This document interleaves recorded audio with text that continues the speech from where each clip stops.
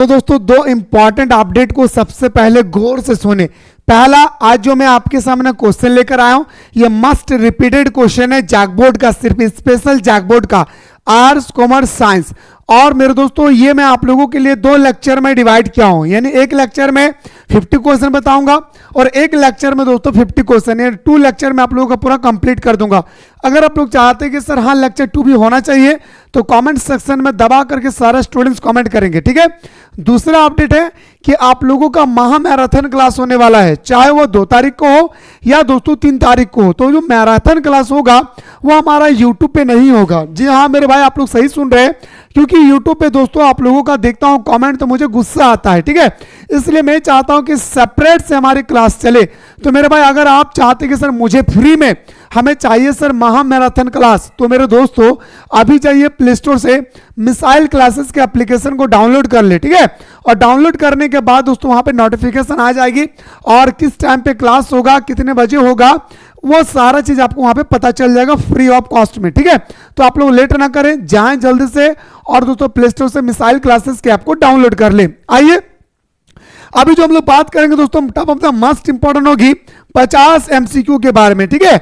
इसके बाद मैं आपके सामने लेकर आऊंगा शॉर्ट क्वेश्चन, फिर आपके सामने लॉन्ग क्वेश्चन जो बार बार रिपीटेड होती है भाई। चलिए रसगुल्ला, अगर हम बात करें आपकी स्क्रीन पे पहला क्वेश्चन की ओर, तो पहला क्वेश्चन पूछा गया से अर्थशास्त्र का मुख्य विषय क्या है भाई। तो देखिए दोस्तों अर्थशास्त्र की मुख्य विषय की अगर हम लोग बात करें तो सीमित साधन और असीमित इच्छाएं। आप सभी को पता है दोस्तों कि मनुष्य का इच्छाएं असीमित होती है, मनुष्य क्या भाई लालचापन है, लालची होती है ना भाई, ठीक है। तो ऑप्शन नंबर हमारा क्या होगी भाई, ऑप्शन नंबर आपका बिल्कुल सही हो जाएगा सी, ठीक है। चलिए गुरुजी आपकी स्क्रीन पे अगला क्वेश्चन है भाई, गौर से देखिए। मांग का सही अर्थ क्या है भाई, तो आप सभी को पता है मेरे भाई मांग का नियम क्या है, मांग का नियम की क्या क्या एक्सेप्शन है यानी अपवाद है, ये सारा क्वेश्चन मैंने आप लोगों को करवाया था। तो मैं आपको बताना चाहूंगा दोस्तों क्रय शक्ति का इच्छा, यानी हमारा ऑप्शन नंबर क्या हो जाएगा सर, सी हमारा राइट आंसर होगा। क्या होगा सर, हमारा सी आपका राइट आंसर होगा, ठीक है। चलिए रसगुल्ला आपकी स्क्रीन पे अगला क्वेश्चन है भाई, क्वेश्चन नंबर 3, आपूर्ति किससे संबंधित है भाई। तो आपूर्ति दोस्तों हमारा क्या है भाई, विक्रेता से संबंधित है। आपूर्ति जो है हमारा वो किससे संबंधित होती है मेरे शेर सरनियों, तो बताएंगे सर हमारा आपूर्ति जो है वो विक्रेता से संबंधित होती है। किससे होता है मेरे भाई, तो बताएंगे सर विक्रेता से होती है। ऑप्शन नंबर आपका बी आपका राइट आंसर होगा, ठीक है ना। चलिए भाई आपकी स्क्रीन में दोस्तों क्वेश्चन नंबर 4 की ओर हम लोग मूव करते हैं। क्वेश्चन नंबर 4 कहता है कि मांग का नियम किसने दिया था, जो हम लोग बार बार पढ़ते हैं कि higher the price lower the demand, lower the price higher the demand, that is called of demand law, बार बार पढ़ते हैं भाई। तो ये जो हम लोगों का नियम दिया था देने वाला कौन था भाई, हमारा अल्फ्रेड मार्शल। कौन था मेरे भाई, तो बताएंगे सर मांग का नियम देने वाला था मेरे भाई अल्फ्रेड मार्शल। जैसे हमारे जे.एन. कीन्स ने हमारे क्या दिया था भाई, बाजार सिद्धांत, ठीक इसी तरह से अल्फ्रेड मार्शल ने दोस्तों हमारा दिया था मांग का नियम, ठीक है। चलिए रसगुल्ला आपकी स्क्रीन पे क्वेश्चन नंबर 5 पे मेरे भाई पूछा गया है कि मूल्य बढ़ने पर मांग क्या होती है भाई। मूल्य बढ़ने पर अगर दाम बढ़ेगी ना भाई तो मांग घटेगा, याद रखिएगा दाम बढ़ेगी, अगर दाम बढ़ेगी ना भाई तो मांग क्या होगा मेरे भाई, घटेगी, इस बात को याद रखिएगा, ठीक है। दाम बढ़ेगी मांग घटेगा, दाम घटेगी मांग बढ़ेगा, इसी को तो बोलते हैं भाई मांग का नियम, ठीक है। चलिए मेरे भाई और पूरा बुक का क्वेश्चन है भाई, ठीक है। ये सिर्फ आप लोगों का 2 चैप्टर का नहीं भाई, पूरा बुक का क्वेश्चन है। क्वेश्चन है मूल्य बढ़ने पर आपूर्ति क्या है भाई। मूल्य बढ़ने पर हमारा जो आपूर्ति होती है दोस्तों वो बढ़ती है भाई, याद रखिएगा। मूल्य बढ़ने पर पूर्ति नहीं भाई, आपूर्ति भाई। दाम बढ़ेगी ना भाई तो आप सभी को पता है कि लोग कम से कम खरीदेंगे, यस या नो, तो आपूर्ति क्या लाएगी, यानी हमारा ऑप्शन नंबर क्या आ जाएगा सर, बी आपका राइट आंसर होगा। आपकी स्क्रीन पे अगला क्वेश्चन पे आते सर कि जीडीपी का पूरा नाम क्या है, ठीक है। जीडीपी जो हम लोग बार बार पढ़ते हैं ग्रोस डोमेस्टिक प्रोडक्ट, क्या बोलेंगे सर, जीडीपी का अगर पूरा नाम की अगर हम और आप बात करें तो ग्रोस डोमेस्टिक प्रोडक्ट। और मैं आपको बताना चाहूंगा दोस्तों जो हमारा जीडीपी है ना, ये आपके पेपर में 2 मार्क्स का आएगा कि जीडीपी किसे कहते हैं, ठीक है। और इस प्रकार मैं आपके सामने शॉर्ट क्वेश्चन आंसर 15 तैयार कर चुका हूं, जो बहुत ही जल्द दोस्तों आपके बीच में आने वाला हूं भाई लेकर, ठीक है। चलिए भाई आपकी स्क्रीन पे क्वेश्चन नंबर 7 के बाद ये भाई जीएनपी में क्या जोड़ा जाता है भाई। जीएनपी में दोस्तों हम लोग सिर्फ और सिर्फ शुद्ध विदेशी आय को जोड़ते हैं भाई। इसमें हमारा ना तो टैक्स जोड़ते हैं, ना घिसावट जोड़ते हैं, ना कोई सब्सिडी जोड़ते हैं। और सबसे पहले बात याद रखिएगा 2 मार्क्स का आपके एग्जाम में क्वेश्चन आएगी कि सब्सिडी किसे कहते हैं, तो ये भी क्वेश्चन का आंसर मैं आप लोगों को बताने के पूरी प्रयास करूंगा भाई, ठीक है ना। चलिए भाई आपकी स्क्रीन पे अगला क्वेश्चन की ओर हम लोग बढ़ते हैं। क्वेश्चन नंबर 9 है कि राष्ट्रीय आय सामान्यतः मापी जाती है भाई। राष्ट्रीय आय को हम लोग मापते दोस्तों एक वर्ष में, और एक वर्ष क्या है आप सभी को पता है दोस्तों, 1 अप्रैल, जी हाँ रसगुल्ला, 1 अप्रैल से लेकर के हमारा 31 मार्च तक, यस या नो, इसी को हम लोग बोलते हैं वित्तीय वर्ष, है ना भाई। जो हमारा वित्त मंत्री पेश करती है कहां पे, हमारा पार्लियामेंट में, आप सभी को बहुत ही प्यारा तरीके से पता होगा दोस्तों, ठीक है। चलिए आपकी स्क्रीन पे दोस्तों क्वेश्चन नंबर नेक्स्ट पे है कि मुद्रास्फीति का अर्थ क्या है भाई। आपसे पूछा गया सर मुद्रास्फीति का मतलब क्या होता है, कीमत में निरंतर वृद्धि। देखिए दोस्तों मुद्रास्फीति के बारे में एकदम डिटेल्स में कर रहा हूं, सुनिएगा। मुद्रास्फीति का मतलब होता है दिन प्रतिदिन सामानों का दाम बढ़ना, यही हमारा मुद्रास्फीति कहलाती है। क्या भाई, दिन प्रतिदिन, जैसे दोस्तों आलू 10 रुपया, 12 रुपया, 15 रुपया, 20 रुपया, इस तरह से दिन प्रतिदिन अगर हमारा दाम बढ़ रही है ना, तो वो हमारा क्या कहलाएगा भाई, मुद्रास्फीति। क्या बोलेंगे सर, मुद्रास्फीति, ठीक है। तो ऑप्शन नंबर हमारा क्या जाएगा सर, बी आपका राइट आंसर होगा। आपकी स्क्रीन पे क्वेश्चन नंबर आते हैं सर, क्वेश्चन नंबर आपका 11 आते हैं, गरीबी रेखा का आधार क्या है भाई, ठीक है। गरीबी रेखा का आधार की अगर हम बात करें तो न्यूनतम जीवन स्तर, क्या बोलेंगे सर, न्यूनतम जीवन स्तर, क्या बोलेंगे सर, न्यूनतम जीवन स्तर, यानी हम बोल सकते हैं सर क्या, ऑप्शन नंबर आपका सी हमारा राइट आंसर होगा। आपकी स्क्रीन पे अगर हम लोग बात करेंगे क्वेश्चन नंबर 12 का, बेरोजगारी का अर्थ क्या है भाई।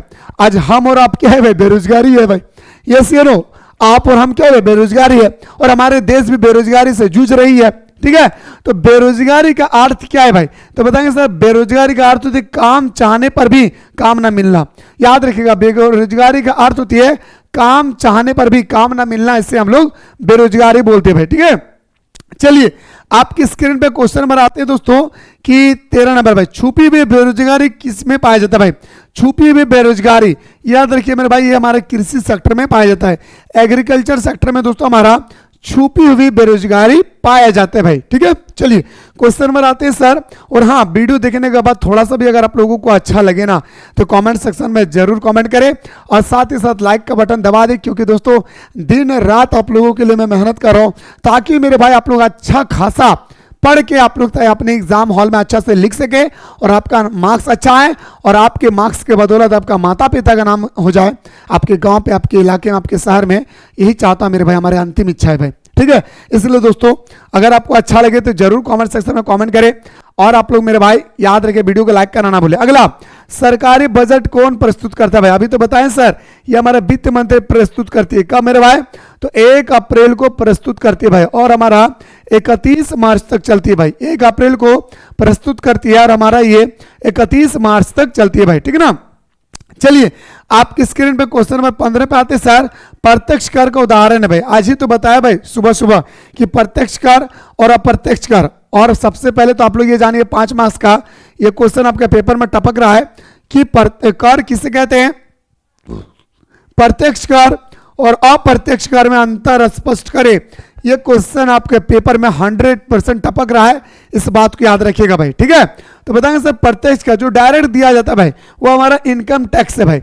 ये जीएसटी हो गया, बिक्री कर हो गया, उत्पादन कर हो गया, ये हमारा इनडायरेक्ट टैक्स है भाई। क्या बोलेंगे सर, ये हमारा इनडायरेक्ट टैक्स है। क्या बोलेंगे सर, ये हमारा इनडायरेक्ट टैक्स है भाई, ठीक है ना। चलिए आपकी स्क्रीन में दोस्तों अगला क्वेश्चन बात है अप्रत्यक्ष कर का उदाहरण है भाई। देखिए मेरे भाई आपसे पूछा गया अप्रत्यक्ष कर का उदाहरण कौन सी है भाई, तो बताएंगे सर हमारा जीएसटी क्या भाई, अप्रत्यक्ष कर का उदाहरण है। बाकी अगर हम पैसा कर बोले, संपत्ति कर बोले, या दोस्तों हम आपका इनकम टैक्स बोले, ये सारा मेरे भाई क्या भाई, तो हमारा डायरेक्ट टैक्स है भाई। क्या बोलेंगे सर, हमारा याद रखिएगा डायरेक्ट टैक्स है भाई। क्या बोलेंगे सर, हम लोग मोहब्बत से बोलेंगे सर हमारे क्या है, ये डायरेक्ट टैक्स है भाई, ठीक है। चलिए डायरेक्ट टैक्स, इनडायरेक्ट टैक्स के बारे में दोस्तों आपको भरपूर मात्रा में नॉलेज होनी चाहिए। क्यों मेरे भाई, क्योंकि यह क्वेश्चन एग्जाम में आती है भाई। देखिए सब्सिडी का अर्थ क्या है, सरकारी सहायता। देखिए मेरे भाई आप लोग अक्सर देखे होंगे कुछ साल पहले, यानी अगले साल की अगर हम बात करें 24-25 के स्टार्टिंग में, आप लोगों को याद होगा मेरे भाई गैस में सब्सिडी दिया जा रहा था, यानी सरकार की तरफ से कुछ सहायता। जैसे गैस मान के चलिए 1200 रुपया आपको सिलेंडर है, तो मेरे भाई आपको 900 रुपया में मिल जा रहा है, तो 300 रुपया जो है ना वो आपको सरकार सब्सिडी दे रही है, ठीक है। क्या दे रही है आपको, 300 रुपया की सहायता कर रही है, यानी सरकार आपको 300 रुपया का सब्सिडी दे रही है। इस चीज को ख्याल रखिएगा भाई, ठीक है ना। चलिए आपकी स्क्रीन में दोस्तों आते हैं क्वेश्चन नंबर आपका क्वेश्चन नंबर आते हैं सर 18। पूछा गया सर आर्थिक विकास का संबंध किससे है भाई? आर्थिक विकास का संबंध है मेरे दोस्तों जीवन स्तर को बेहतर बनाएं। क्या मेरे भाई? आर्थिक विकास का मतलब होता है जीवन स्तर को हम कैसे बेहतर बनाएं। याद रखिएगा मेरे भाई, मैं आपको बताना चाहूंगा कि जैसा आप सभी को पता होगा दोस्तों कि मिसाइल क्लासेस में एप्लीकेशन पे मिसाइल क्लासेस में हमारा मैराथन क्लास होने वाला है भाई। तो दोस्तों आप लोगों को मैं बताना चाहूंगा कि ये मैराथन क्लास यूट्यूब पे नहीं होगा, तो होगा कहाँ सर? एप्लीकेशन पे होगा, जैसे मैंने स्टार्टिंग में कहा।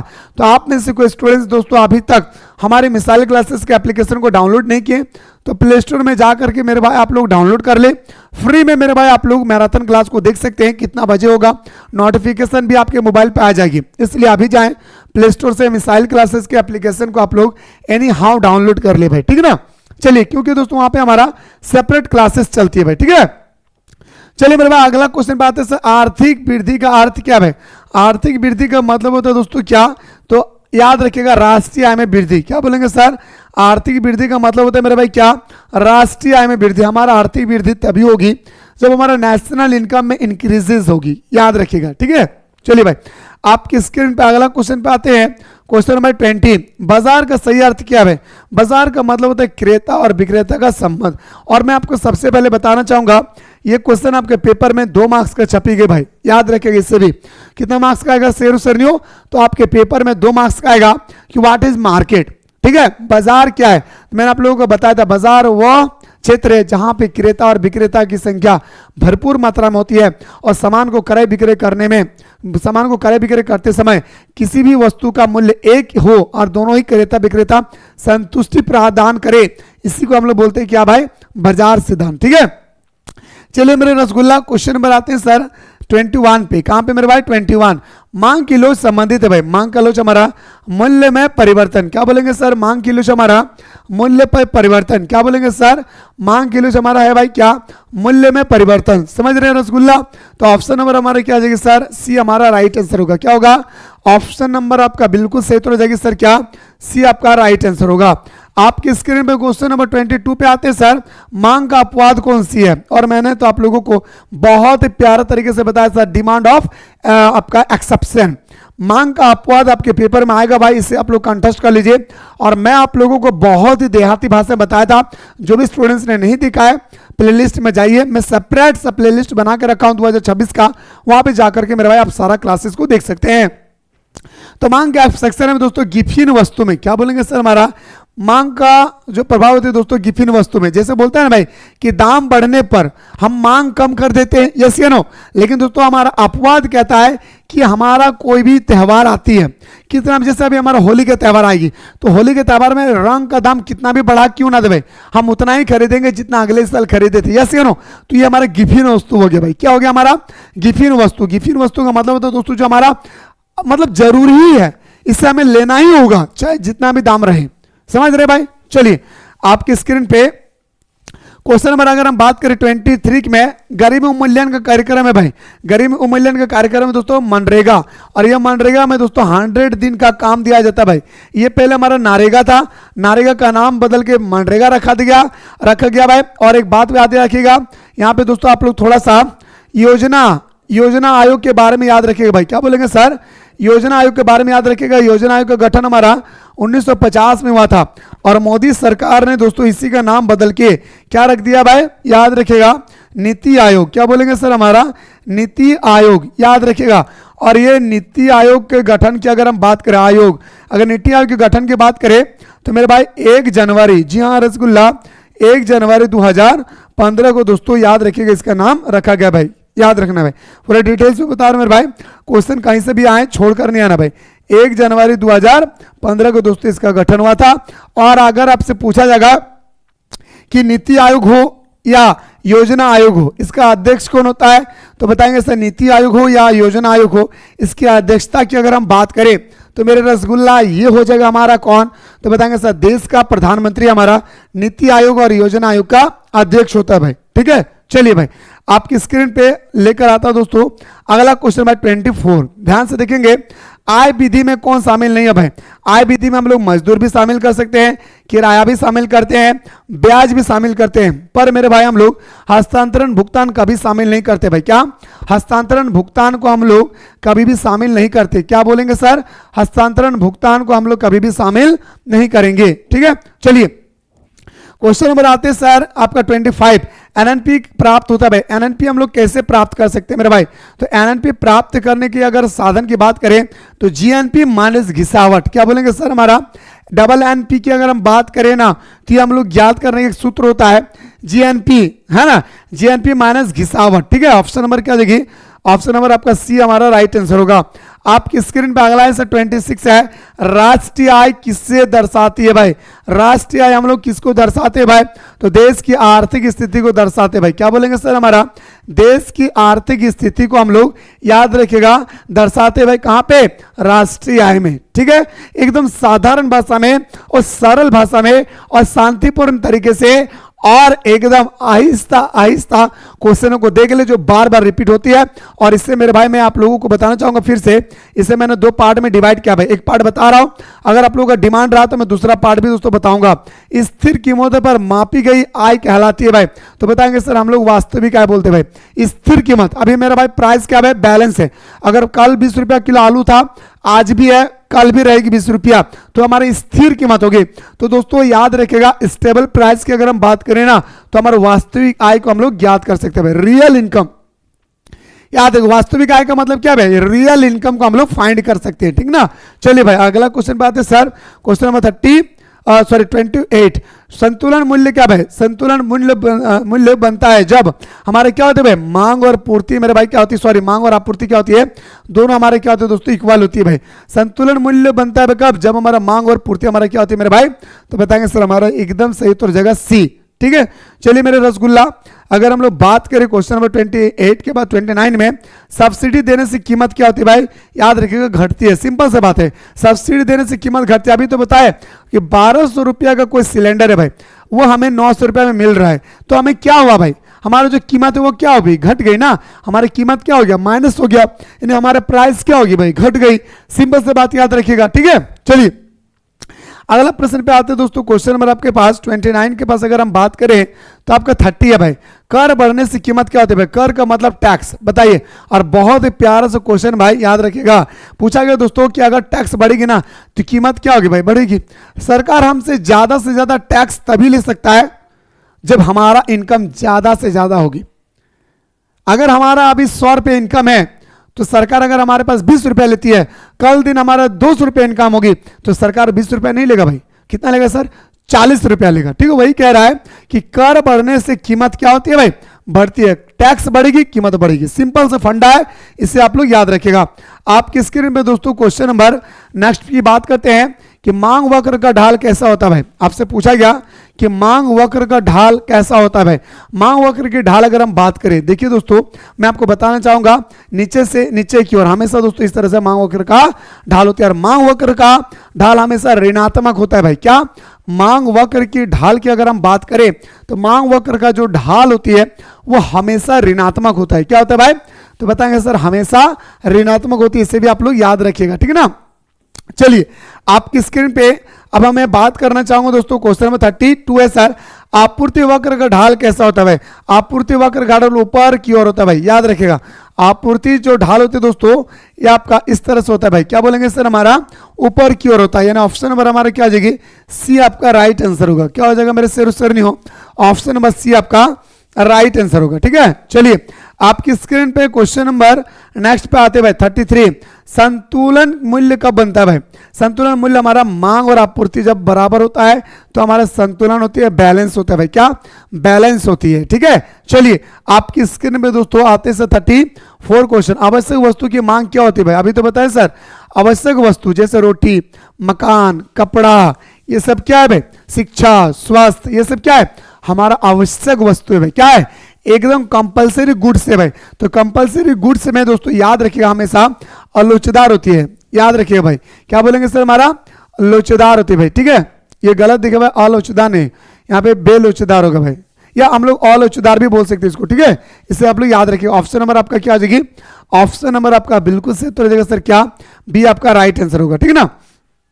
चलिए आपकी स्क्रीन पे आते हैं सर 35। विलासिता वस्तु की मांग होती है भाई, विलासिता वस्तु की मांग हमारा हमेशा क्या होता है भाई, लोचदार होती है। और सबसे पहले तो आपको बताना चाहूंगा कि आपका 2 मार्क्स का हो या दोस्तों 3 मार्क्स का हो, यह क्वेश्चन कंफर्म है कि आपके पेपर में छप रहा है सर। कौन सा प्रश्न सर, कि विलासिता वस्तु किसे कहते हैं, उदाहरण सहित समीक्षा करें। यह क्वेश्चन आपके पेपर में एकदम आपको D2 दोस्तों देखने को मिलेंगे भाई, ठीक है। तो इसे आप लोग हर हाल में याद रखेंगे दोस्तों। अगला क्वेश्चन की बात करते हैं कि पूर्ण लोचदार मांग में लोच होती है भाई, पूर्ण लोचदार में हमारा क्या होता है भाई, अनंत होती है, यानी इन्फिनाइट होती है भाई, याद रखिएगा इन्फिनाइट होता है भाई। आपकी स्क्रीन पे और मैराथन क्लास बाबू कोई देखना ना भूले सर, कहाँ पे मिलेगा, यूट्यूब पे नहीं, यूट्यूब में दोस्तों मैराथन क्लास नहीं चलेगा भाई। और अंतिम समय में जो मैराथन क्लास चलेगी 2 घंटा का हो या 3 घंटा का हो, एग्जाम से एक दिन पहले, ठीक है। इससे आप लोग यानी हाँ देखेंगे, तो देखने के लिए कहाँ जाना होगा, प्ले स्टोर से मिसाइल क्लासेस के आपको डाउनलोड कर लेना भाई। क्या करना है, प्ले स्टोर से मिसाइल क्लासेस के आपको डाउनलोड कर लेना है, ठीक है। और डाउनलोड करने के बाद दोस्तों आपको नोटिफिकेशन मिल जाएगी, आप फ्री में हमारे साथ आसानी से दोस्तों आप लोग हमारे साथ क्लास कर सकते हैं भाई, ठीक है। तो आप लोग अभी जाएं प्ले स्टोर से मिसाइल क्लासेस के आपको डाउनलोड कर ले और हमारे साथ दोस्तों एग्जाम से ठीक 1 दिन पहले हमारा महा मैराथन क्लास का आनंद ले भाई, ठीक है। चलिए गिफिन वस्तु किसका अपवाद है भाई, गिफिन वस्तु की बात करें तो मांग का नियम का क्या भाई, अपवाद है। अभी तो बताएं सर गिफिन वस्तु क्या है, हमारी आवश्यकता है, कितनी भी जरूरत हो दोस्तों, कितने में दाम बढ़े हम उतना ही खरीदेंगे। जैसे आज हमारा जो चावल है भाई वो 20 रुपये, कल अगर 40 रुपये होगी ना तो चावल मुझे 1 किलो ही खरीदना होगा जितना कल हमने खरीदा था भाई, समझ रहे हैं। चलिए आपकी स्क्रीन पे अगला क्वेश्चन पे आते हैं सर, क्वेश्चन नंबर 38 पे आते हैं कि आय विधि में कौन सी आय जोड़ी जाती है भाई। आय विधि में हम लोग मजदूर को जोड़ते हैं, किराया जोड़ते हैं, ब्याज जोड़ते हैं। इस प्रकार हमारा क्या हो जाएगा सर, ऑप्शन नंबर आपका बिल्कुल सही तो हो जाएगा क्या, तो डी आपका राइट आंसर होगा, ठीक है। क्या हो जाएगा मेरे सर नहीं हो, ऑप्शन नंबर डी आपका राइट आंसर होगा। अगला व्यय विधि का सूत्र क्या है, व्यय विधि का सूत्र है मेरे भाई क्या, और इस क्वेश्चन को मैं आप लोगों को पहले ही बता चुका हूं। इससे आपका नंबरिकल आएगा 5 मार्क्स का, 1-2 मार्क्स का नहीं भाई, आपके एग्जाम में 5 मार्क्स का नंबरिकल आएगा। कितना मार्क्स का, 5 मार्क्स का नंबरिकल आएगा, याद रखिएगा। तो व्यय विधि का सूत्र है y = c + i + g + x - m शुद्ध i, याद रखिए ऑप्शन नंबर सी आपका राइट आंसर होगा।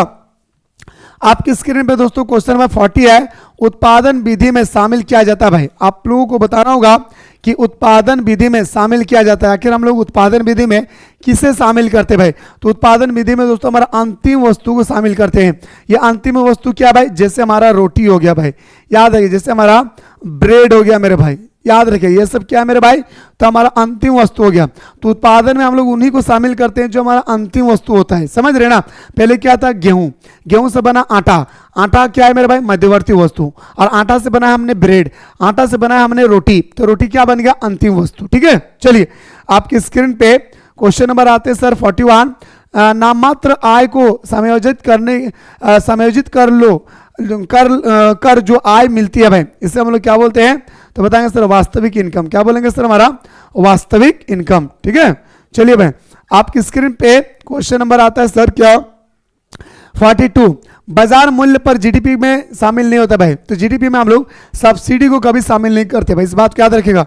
सब्सिडी ये सरकार के द्वारा गरीब लोगों को सहायता पहुंचाया जाता है, तो इससे हम लोग कभी भी दोस्तों जीडीपी में ग्रोस डोमेस्टिक प्रोडक्ट, सकल घरेलू उत्पाद में हम लोग कभी भी शामिल नहीं करते भाई। ग्रोस डोमेस्टिक प्रोडक्ट का मतलब होता है दोस्तों सकल घरेलू उत्पाद, और सकल घरेलू उत्पाद में हम लोग कभी भी सब्सिडी को शामिल नहीं करते भाई, इस चीज को ख्याल रखिएगा। आपकी स्क्रीन में दोस्तों अगला क्वेश्चन है, सरकारी बजट का उद्देश्य क्या भाई। अच्छा सरकारी बजट का उद्देश्य बोल रहे नहीं है भाई। देखिए दोस्तों सरकारी बजट का उद्देश्य है विकास करना, रोजगार देना, स्थिरता यानी लाभ कमाना, ऐसा नहीं भाई, जबकि ये गलत बताएगा भाई। सरकारी बजट का मुख्य उद्देश्य नहीं है भाई, ये गलत बोल रहा है भाई। सरकारी बजट की अगर हम बात करें ना दोस्तों, लाभ कमाना भी होता है भाई। सरकार कोई भी बजट पास करती है ना, तो जैसे हमें शिक्षा के क्षेत्र में इतना किया, स्वास्थ्य के क्षेत्र में इतना किए, खैर इसका right answer option number D होगा भाई, ठीक है। चलिए मेरे भाई आपके स्क्रीन में दोस्तों क्वेश्चन नंबर आते हैं 44 कहता है घाटा का बजट क्या है भाई? तो देखिए हमारा जब खर्च ज़्यादा होती है भाई, हमारा खर्च क्या होता है भाई? हमारा इनकम से ज़्यादा होती है भाई, याद रखिएगा। जब हमारा खर्च ज़्यादा हो जाती है तो इसे हम लोग बोलते हैं भाई घाटे का बजट। क्या बोलते हैं भाई? हमारा घाटा हो गया। नहीं बोलते भाई कि हमने 10 रुपये में खरीदा और 4 रुपये में बेचना पड़ा, तो 6 रुपया का क्या हो गया? हमारा घाटा हो गया। सिंपल सा बात याद रखिएगा, ठीक है। चलिए, और मैंने तो आप लोगों को कई वीडियो में बता चुका भाई कि बजट क्या है, बजट के प्रकारों का विस्तार पूर्वक वर्णन करें। एकदम दोस्तों आपके पेपर में आएगा नहीं बल्कि आएगा ही, इस चीज को क्या रखिएगा। मुद्रास्फीति से सबसे अधिक प्रभावित होता है भाई तो निश्चित आय वर्ग में, याद रखिएगा। ऑप्शन नंबर क्या बोलेंगे सर? आपका सी हमारा राइट आंसर होगा। आपकी स्क्रीन पे अगला है सर, बेरोजगारी का प्रमुख कारण क्या भाई? बेरोजगारी का प्रमुख कारण है दोस्तों हमारा जनसंख्या का बढ़ना। क्या सर? बेरोजगारी का प्रमुख कारण है हमारा जनसंख्या का बढ़ना। आज हम लोग जो बेरोजगारी है भाई, सरकार को हम लोग ब्लेम करते हैं, एक्चुअली बात सही है, लेकिन हम लोगों के अंदर में भी कुछ ना कुछ खामियां हैं। जैसे दोस्तों हम लोग भेड़ बकरी जैसा बाल बच्चा पैदा कर लेते हैं तो सरकार कहाँ से देगी मेरे भाई इतना, समझ रहे ना। तो जनसंख्या की वृद्धि से भी हमारा क्या होती है भाई? बेरोजगारी बढ़ती है भाई। आपकी स्क्रीन पे 47 से छुपी हुई बेरोजगारी सामान्यतः पाई जाती है भाई। छुपी हुई बेरोजगारी अभी तो बताएं सर कृषि के क्षेत्र में पाया जाता है। आपकी स्क्रीन पे आते हैं सर 48 गरीबी उन्मूलन का कार्य क्या भाई? तो गरीब उन्मूलन मनरेगा है भाई, है ना भाई, मनरेगा होती है। आपकी स्क्रीन पे अगला क्वेश्चन है भाई, गौर से देखिए। आर्थिक एवं विकास का संबंध है भाई। आर्थिक विकास का संबंध किससे मेरे भाई? तो जीवन स्तर से भाई। क्या बोलेंगे सर? आर्थिक विकास की अगर हम बात करें तो किससे होगा भाई? तो हमारे जीवन स्तर से होगा। किससे होगा?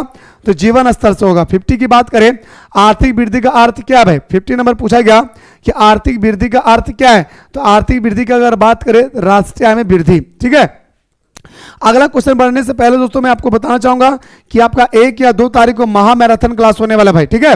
1 या 2 तारीख को मैं टाइम टेबल बता दूंगा कहां पे, एप्लीकेशन पे, और यूट्यूब पे चलेगा नहीं, इसलिए आप लोगों से मेरे हाथ जोड़कर विनती है कि प्ले स्टोर में चले जाएं और मिसाइल क्लासेस के आपको डाउनलोड कर ले। आप फ्री में देख सकते हैं, आपको कोई पैसा देने की जरूरत नहीं है, बस मेरे दोस्तों आपको ऐप को डाउनलोड कर लेना है। और अभी तक मेरे भाई मैंने आप लोगों को 50 क्वेश्चन करवाया। अगर आप लोग आगे और देखना चाहते हैं तो कमेंट सेक्शन में जरूर कमेंट करें। लेकिन मेरे दोस्तों मैं आपको बताना चाहूंगा उससे पहले आप सभी स्टूडेंट से मेरी छोटी सी रिक्वेस्ट है मेरे भाई कि सब्जेक्टिव क्वेश्चन की अगर बात करें तो ये दोस्तों ये आप जो देख पा रहे हैं ना भाई, ये आप लोग जो देख पा रहे हैं ये आपका दोस्तों याद रखिएगा 3-3 मार्क्स का क्वेश्चन है भाई। कितने मार्क्स का क्वेश्चन है भाई? ये सारा जो प्रश्न अभी आप लोग देख पा रहे हैं ना, ये 3 मार्क्स का प्रश्न है, ठीक है। ये कितने मार्क्स का प्रश्न है? 3-3 मार्क्स का प्रश्न है भाई, ठीक है। ये जितना देख पा रहे हैं आप लोग 3-3 मार्क्स का। ये क्वेश्चन सबसे इंपॉर्टेंट भाई, मुद्रास्फीति को प्रभावित करने वाला कारक, ठीक है। चलिए, और इसी में दोस्तों आपको 2-2 मार्क्स वाला भी देखने को मिलेंगे, तो मैं आपको 2-2 मार्क्स वाला तो करवा ही दूंगा, डोंट वरी इसके लिए। बस मैं देखना चाहता हूं कि आप लोग कमेंट सेक्शन में कैसे रिस्पांस आता है। जैसे ही रिस्पांस आएगी मैं आप लोगों को अगला वीडियो में ही दोस्तों सारा सब्जेक्ट जो भी इंपॉर्टेंट है, जो बार बार रिपीट होती है, वो मैं आप लोगों को बताने की पूरी प्रयास करूंगा। फिलहाल बात करता हूं मेरे दोस्तों नेक्स्ट वीडियो में, तब तक आप लोग स्वस्थ रहे, मस्त रहे और पढ़ाई में व्यस्त रहे।